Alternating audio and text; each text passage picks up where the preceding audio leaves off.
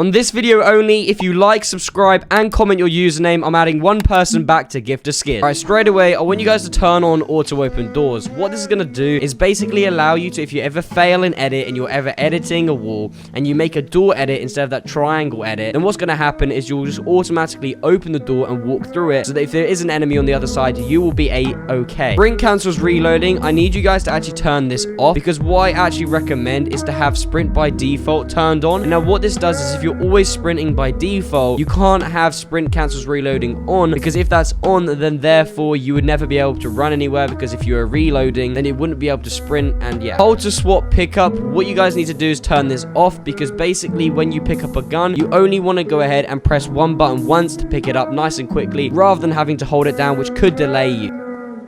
I'll save you the rubbish with toggle targeting. Just go ahead and turn this off. There's no need to have that on. But mark danger when targeting. Make sure you turn this on, because what this is actually going to do for you is if you ever get shot in the back or something like that, you want to make sure this is on, because something like getting shot in the back, you won't be able to see it on your screen. However, this toggle targeting thing, basically what it's going to go ahead and do for you is it will have like a little red marker around the side of your screen so that you can see if someone's shooting you in the back. So definitely have this on so you can see if people are sneaking up on you. Auto pick up weapons. I talked about this slightly last time, however I'm going to go over it again. Basically, auto pick up weapons. If you ever are coming in to land with another person at a spot, let's say you're landing at Holly Hedges, right? Coming in for that chest, you want to go ahead and get it. Someone else is flying in at the exact same time. You both open that chest, you're competing for it. With the auto pick up weapons, what that allows you to do is basically you can just walk over the gun, it'll swoop it up into your inventory, and basically how that works is Epic's like commands in the game automatically confirm it to pick up you the weapon, rather than someone else that has to click it through a controller manually. You will be doing it automatically and picking up those guns, beating them every time. Make sure you turn on auto pickup weapons, put that to on. Something like auto sort consumables to the right, I definitely make sure to have this on, because what this will do is if you have any med kits or any minis, you want to have them switched over to the right hand side of your inventory, because everyone knows that guns should be on the left hand side. However, using that point though, preferred item slots, you can actually now configure them, which actually does allow you to put any gun in a certain specific slot that you would like them in. Now, I always thought this was a great idea and they finally added them. So all you need to do is turn on preferred item slots. Now for your slot 1, what I actually recommend you guys use is actually a shotgun, because if you do not know, when you have your pickaxe out, it's the first slot. So every time that you hit RB, R1, whatever it is on your controller to go over a slot, you're going to go onto your first slot. You want your first slot to be your shotgun, because if you're ever in a sticky situation, shotgun's your best friend, because you're going to be up close, and that would be the only scenario you'd be in a sticky situation. Put your shotgun as your slot 1. Slot 2, put it as your AR. ARs, obviously, you just need it next because you can also spray it like an SMG. However, you can also use it long range whenever you want. Slot 3 and 4, honestly, put these as consumable items, so minis or med kits. And then slot 5, what I recommend is you put it as utility, so something like a grenade or something like that, because then basically what you can do, LB will get you straight to your grenade to throw that at enemies. RB will get that straight to your shotgun. Basically, you've got your two most vital guns and weapons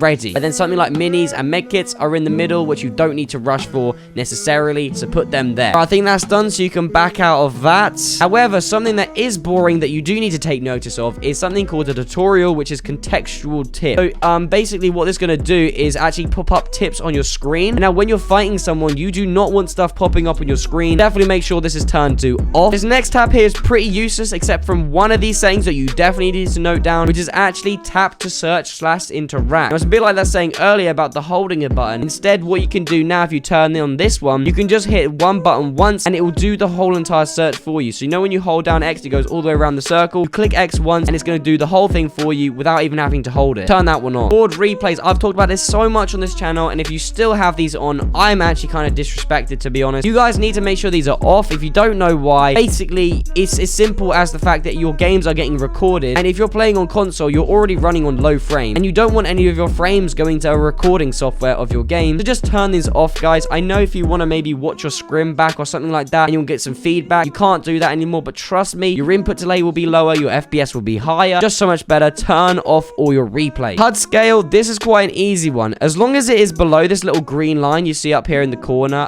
wherever that is, basically as long as below that, that is low enough. But I honestly say to a lot of people that watch me, use 75%. It's a very mid-ground setting, you can't go wrong with it. It's not too small and it's not too big, so it's very good for competitive play. In terms of all the actual UI and the HUD settings that pop up here, you can pretty much keep these all on. There's nothing really that you do not need to see. Something like performance stats, I think you need them because in late game, you need to know if you're lagging, and if you're on like 30 FPS, maybe then you need to chill out a bit. So you definitely need to keep them on the screen so you can see everything that's going on in your side of your game. Anyways, moving on. For the volume tab, I actually think this is super important and you guys need to listen up, because basically when you're playing, everyone wears a headset these days, and if you cannot hear your footsteps of your enemies crispy enough, then you're not going to be getting them dubs, right? Basically, you need to make sure your main is on 100%. This is just the overall setting that going to your headphones. Obviously, you need these on 100%. Music, you do not need music, guys. If you want to play music, you can play it out your phone. You don't need it. Put it on 0%. Sound effect, put it on 100%, guys. These are the footsteps. You definitely need to listen to these. Dialogue, 0%. You don't need that. That's just like the AI robots to walk around. And then voice chat is honestly up to you, because obviously if you use Discord or something like that to listen to your friends, you can have it whatever. If you're listening through game, put it at 75%. Now, sound quality, you can actually put this to low or high. I actually can't notice a difference in my headset, so I actually recommend you guys put this to low, because by having this on low, what it's going to do is give you slightly more performance. It actually does even say it in the settings right above my face cam here. Basically, by having this on low, you can't hear a difference, but it actually does give you better performance to do that. 3D headphones, actually only have your 3D headphones on if you do seriously have 3D headphones. If you have some really bad headphones, there's no point having this on. It just wastes like performance inside of your console. For controller bind, someone actually did mention this last time on my other video, and I forgot to mention this. So I actually use left stick as my edit, because I have the sprint by default turned on. So I can actually use left stick, which is this button on your controller, the actual analog stick, to press down to edit the button. But then basically people didn't understand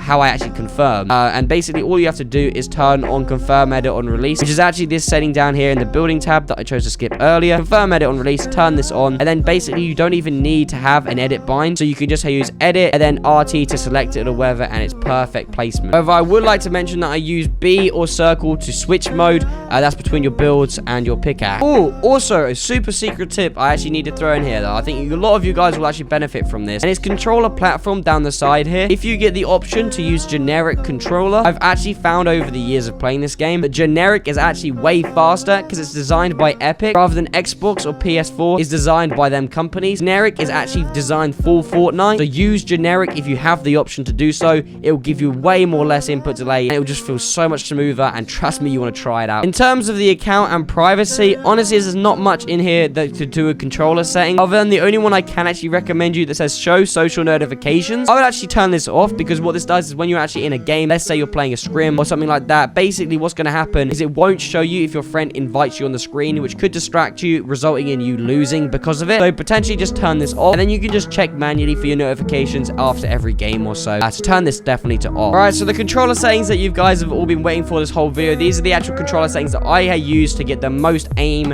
assist in the current games. Alright, so what you want to do is come into the settings here, and it should say advanced settings. You need to first of all make sure this is turned on. Make sure you switch it on, and it says the warning, but don't worry, because I'm going to give you the best settings possible, so you don't need to worry. Now, you will notice one thing that might be different from your guys' settings, which is actually vibration. I choose to play with this off, and it's not only me, a lot of pros do have it off, because basically what this will do is it will distract your fingers less when you are gaming if you are shooting. So turn this off and you'll have better aim and precision. I'll start my way down from the bottom of the list and work my way up. If you have something called foot controller, definitely make sure to turn this on and set your dead zones to 1%. This is a very useful setting. Now, coming down to dead zones, the actual dead zone, I need you guys to be using something very specific for your own controller. If you have something called stick drift, which is when basically your controller moves slightly without you even touching the analog stick, so you can literally do nothing and your screen will still move, definitely use, I think, around 8% is a very safe ground. However, if you don't have that problem, then you can use 5%, because that is the most responsive possible, and I recommend that. In the current game state for aim assist, I actually think that Exponential has been getting the strongest aim assist recently. You can use linear if you'd like to. I personally have just found that Exponential has the strongest aim assist, so you can use that if you feel the same. In terms of all the dampening settings, don't have any boosts or dampening, just leave them with 0. ADS speeds, I actually think that 8% is the best for this, so for horizontal and vertical, I need you guys to use 8% for both of them. It seems to be the best middle ground, where it's not too fast, not too slow, and has the best aim assist pickup. Alright, build mode multiplier. This actually does relate to the horizontal speed, but we'll get onto that in a minute. So the multiplier for the build mode, I want you guys to play at 2.1%, and then the edit mode multiplier, I want you guys to put this at 2.2%. These seem to be the best speed. And now the absolute final setting that you guys have been waiting for is the absolute horizontal horizontal and vertical speed. Now, what is the best current game is definitely 45%, guys. So definitely make sure you whack both of these on 45%, have these fast multiplies, and you will be a-okay to getting those done. Remember, whoever drops a like on this video, subscribes to my channel, and comments your epic username, I'm adding one of you guys to add you and give you a free skin. Make sure you enter that, and after you've done that, click up here for this video, watch it, there's something in it you need to see, guys.